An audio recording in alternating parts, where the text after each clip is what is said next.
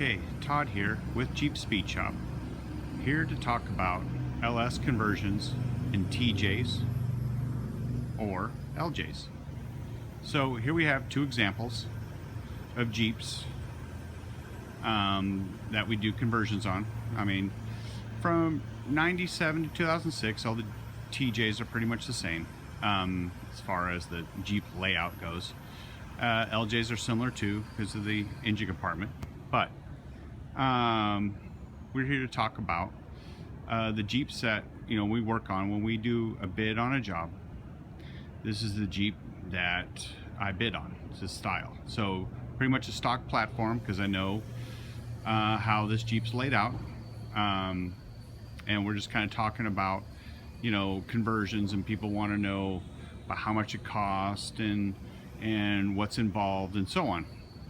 And so now we kind of get an idea of here the Jeep that we base our pricing on. So and I know you're gonna look at it and go, wow, it's a stock. Well, I mean, I understand a stock Jeep. I know what I'm working with and I know what we got. So doing a walk around on it, and like I said, this is pretty much a stock Jeep. It's a perfect platform for me to talk about the conversion.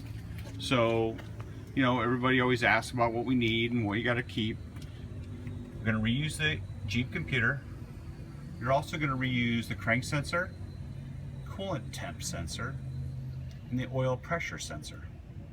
So I mean, this is a perfect Jeep. We're going to be talking about this Jeep a lot because we're putting in a L99 and a 6L80 in this Jeep. Now, something that you need to know on the Camaro engines, because that seems to be popular now, is that on the front axle, the control arm mounts on both sides, this one will hit the alternator, this one will hit the AC compressor. So now we have a new system for all the accessory drive in the front. So we're moving all that stuff up so that none of this stuff gets in the way. We won't need to notch the frame. It makes it a lot easier for us and for you when we do these conversions. So this is just kind of a show. We're showing this Jeep is what, when I bid a job, this is the job that I'm bidding, something like this. So I know, okay, what I'm getting, and I can be pretty accurate about bidding a job. So I mean, this was a stock TJ. It had a 6-cylinder in it, automatic, and it had a 231 transfer case. Also, it's got stock axles, which we'll talk about in the future videos, because like I said, we're going to do a complete layout of this Jeep to show people the LS conversions, because we get a lot of that now. It's popular because the Hemis now are getting hard to find. And so the LS's, I mean, especially the Camaro engines, I mean, must be a lot of people stacking Camaros because there's a lot of engines out there. But, I'm right now talking about the Jeep itself and what we're going to base our conversion off of. And this is it. Now, the next Jeep I'm going to show you is a highly modified Jeep. And these Jeeps are hard for me to bid and hard to figure out. And so going to walk up to the next Jeep. This next Jeep here is a 2005 Jeep LJ. Now, we added a York compressor, Premier power welder. To do that, we had to use a Chevy truck water pump. So we took the Camaro pump off, running a mechanical fan. We have to do it this way so that if you want to run a mechanical fan, we've got to run a truck pump. So the truck pump and the Camaro pump are the same depth and they'll bolt up. Now, like I said, this Jeep, highly modified, as you can tell. Highline fenders, coilovers, modified suspension. So it makes it kind of hard for me to bid these jobs and figure them out, but it can be done. It does have the AC compressor down there. We had to notch the frame, but I'm going to show you.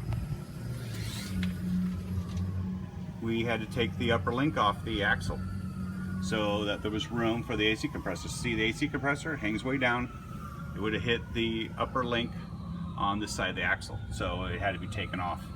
So we had to 3-link this Jeep because he wanted to run air conditioning, a York compressor, but where the York is where we would put the AC.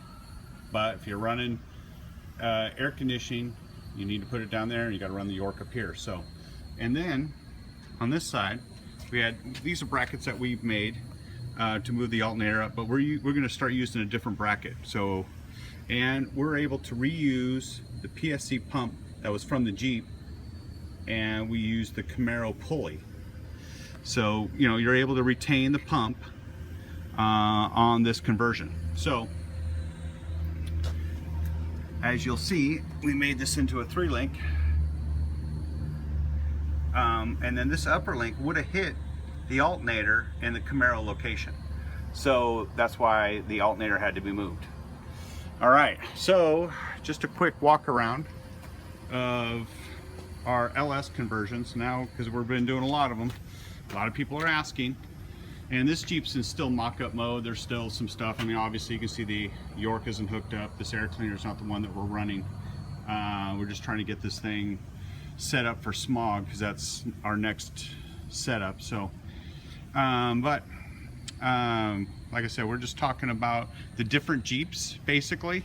You know, I mean, this one, obviously, highly modified. Awesome Jeep. It's what a lot of you guys own. And this Jeep's super capable, and it's a really nice Jeep. It's hard for me to bid these jobs. This Jeep here, it's where they start. They all start out like this, stock and unchanged, and easy for me on my end to bid this job and know about what I got to do. This Jeep will probably be built into something one day. I mean, he's starting out with the engine, which is always a great idea, but you know, a lot of guys don't, because the 4-liter's good. All right, so just a comparison of one LS job to another. So, all right, and like I said, we're going to keep talking about this, because the more I keep talking and talking to people about, you know, these conversions, the less I'm on the phone. So, all right, Jeep Speed Shop out.